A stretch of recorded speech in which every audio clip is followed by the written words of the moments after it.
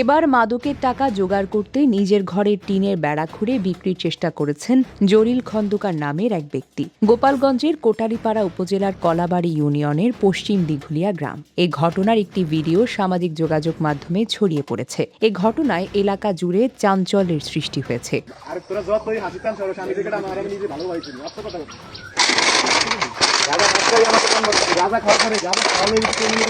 এদিকে জলিল খন্দকার কোটালীপাড়া উপজেলার কলাবাড়ি ইউনিয়নের পশ্চিম দিঘুলিয়া গ্রামের বাসিন্দা। স্থানীয়দের ভাষ্য অনুযায়ী তিনি দীর্ঘদিন ধরে মাদকাসক্ত অবস্থায় এলাকায় বেশ পরিচিত। সামাজিক যোগাযোগ মাধ্যমে ছড়িয়ে পড়া ভিডিওতে দেখা যায় মাদকের টাকা জোগাড় করতে ঘরের টিনের বেড়া খুলে তা পা দিয়ে মারিয়ে ভাঁজ করছেন। পরে তার মাথায় নিয়ে বিক্রির উদ্দেশ্যে বাজারের দিকে যান। এ কাজে তার স্ত্রী বাধা দিলে ক্ষিপ্ত হয়ে তাকে তিনি গালিগালাজ করেন। তার পরিবারে স্ত্রী, মা ও 2 সন্তান রয়েছে।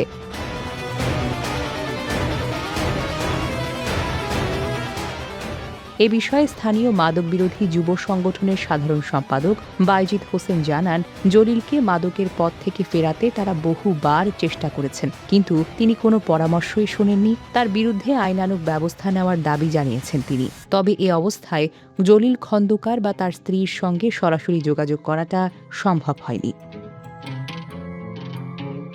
Desk report, recap news.